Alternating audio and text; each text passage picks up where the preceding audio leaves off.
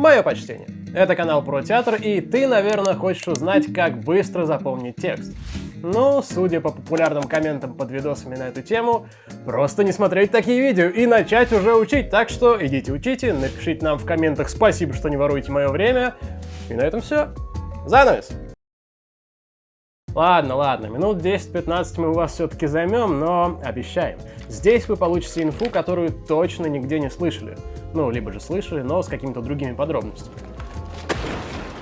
Роликов на эту тему, как я уже говорил, просто завались. Есть среди них и бриллианты, но в основном это примерно одни и те же слова. Зубрить плохо, нужно понимать, что ты говоришь. Визуализируй у себя в голове. Делай перерывы во время разучивания.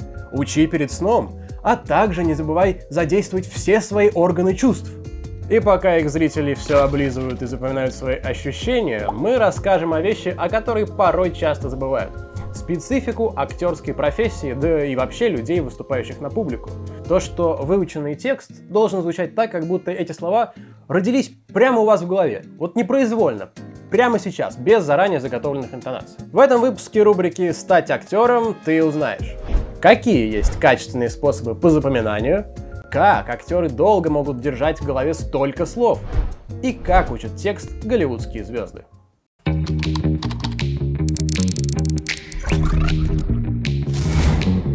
Сначала, перед тем, как что-то учить, нужно определить, к какой касте ты относишься.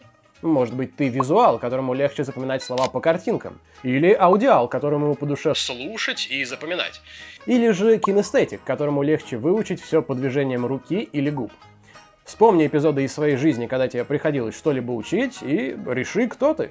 Или же более простой вариант – пройди небольшой тест, ссылочку оставим в описании. Возможно, что ты вообще находишься в категории полукровок и можешь запоминать все по-разному. Я, например, такой. Хорошо, допустим, ты определился со своим запоминательным гендером. Но что дальше? Берем текст, анализируем, учим до потери сознания. Еще Станиславский определил важнейшую проблему многих актеров – заболтанность текста. От того, что ты повторяешь и повторяешь, становится только хуже. Ты забываешь о самом герое, его стремлениях, живых эмоциях. Как говорит американский театральный педагог Эд Хукс, публику куда больше интересует, что вы чувствуете, произнося слова роли, а не информация, которую они заключают. На деле все просто. Возьми свой текст, выдели цветом слова, которые тебе надо запомнить. Обычно это либо весь текст, либо твои реплики. Во время заучивания читай текст спокойно, почти без эмоций. Вон та черная туча, вон та тучища. Не дать не взять огромный гнилой бурдюк, который того и гляди, лопнет и выпустит из себя всю жижу. Так, окей, с этим справляешься. Это важно, потому что если эмоционировать, можно застолбить в себе первый попавшийся образ героя, и потом будет очень сложно перестраиваться. Теперь раздели текст по смыслу. Тут не надо углубляться в особенные сложные хитросплетения и сверхзадачи, оставь их для репетиции с режиссером. Просто, по факту, что герой делает или чувствует в этом куске, а что в следующем. Для наглядности, вот монолог Тринкула, а вот мы разделили его на смысловые части, так что ставьте видос на паузу и изучайте. А мы пойдем дальше. Так, по смыслу разделили, теперь важно все представить. Если ты визуал, сделай маленькие рисунки или посмотри фото в интернете, чтобы все лучше визуализировать у себя в голове. Если аудиал, то найди какой-нибудь подходящий звук, а если кинестетик, напиши первую букву каждого слова с тем же разделением на куски. И попробуй сначала прочесть монолог, смотря только на эти первые буквы. Во время прочтения представляй картинку в своей голове, а потом пробуй произнести монолог уже без букв. Я знаю, что у многих также возникают проблемы со сложными словами. Термины, устаревшие выражения, иностранные словечки. Чтобы их запомнить отдельно, делай так. Подели неизвестное слово на пару-тройку известных осязаемых образов и представь между ними какую-нибудь ситуацию. К примеру, в этом монологе, в монологе Тринкула, есть слово «бурдюк», которое никак не запоминается. Пусть бурдюк будет индюком, очевидная рифма, и Борисом Бурдой из «Что, где, когда». Представь абсурдную ситуацию, что Борис Бурда чудесным образом превратился в индюка с человеческим сознанием, и он стал супергероем. В газете теперь ему придумали имя Бурдюк.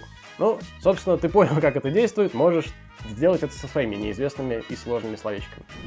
Для запоминания диалогов отлично подходит вариант с диктофоном, причем для всех типов запоминальщиков. Обычно диалоги хорошо учатся сразу с партнером, но особенно в кино тебе сначала приходится учить диалоги одному. Так что запиши своим голосом все реплики своего собеседника на диктофон и начинай с ним диалог, даже если это пьеса Макдонаха. Чего тебе надо? Сколько раз тебе говорили не гонять на своем сраном велике с этой сраной горы?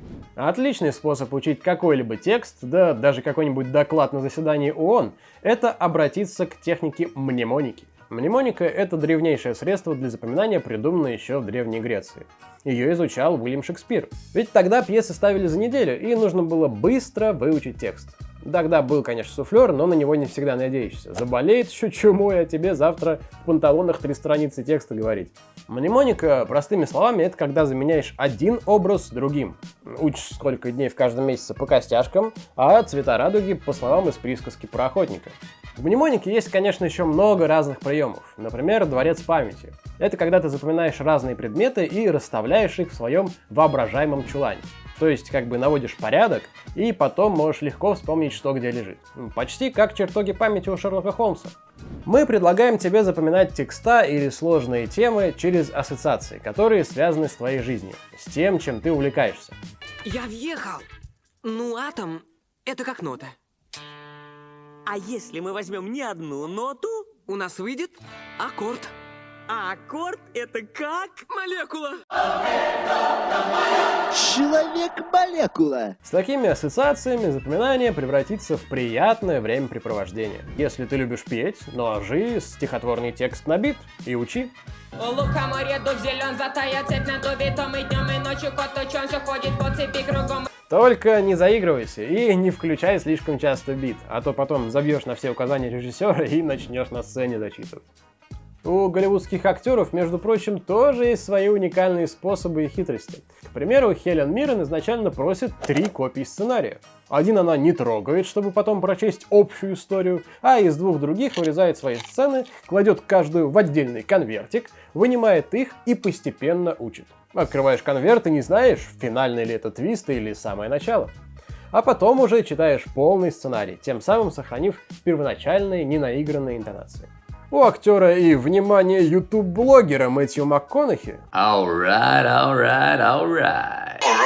английского языка. есть свой способ обращаться в первую очередь к эмоциям своего персонажа, а не к его словам. Что касается меня, я читаю это после пробежки, когда мои эндорфины взлетают. Я читаю это поздно вечером в субботу, когда у меня хорошее настроение. Я читаю это сразу после церкви, когда я в настроении прощать.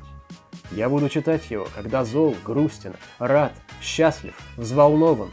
Во многих разных местах, где я лично нахожусь, я буду читать этот сценарий. Это означает, что я буду по-другому смотреть на одни и те же сцены, потому что я нахожусь в другом месте. Это крутой способ учить текст в разные моменты своей жизни. Еще лучше, когда эти моменты четко связаны с жанром кино, в котором играешь. Играешь в боевике, учи текст после тренировки. Играешь в комедии после веселых посиделок с друзьями. Хорошо, текст выучен. Ура! И многие на этом заканчивают свои видосы. Но как его сохранить? Столько слов в своей голове на долгие годы. В кино понятно, один раз снялся и отдыхаешь, а как же быть в театре? А в театре слова закрепить помогают действия героя на сцене, которые усваиваются во время репетиции. Интересную историю рассказал когда-то сербский актер Стево Жиган. Его как-то раз пригласили на конкурс лучшего оратора, показать мастер-класс и прочитать монолог из своего спектакля. Вроде бы все просто. Перед самим выступлением ему так аплодировали, что Жиган был переполнен самодовольством и просто напрочь забыл весь текст Робеспьера. Вспомнить слова ему помогли позы, жесты из спектакля и подробная работа над ролью задолго до премьеры. Учите тексты и пишите их у нас в комментариях. Так у вас еще больше шансов все помнить и быть красавчиком, ну или красавицей. И помните, опаснее забыть не текст пьесы, а внутренний образ своего героя, который постоянно эволюционирует в твоей голове. Занавес.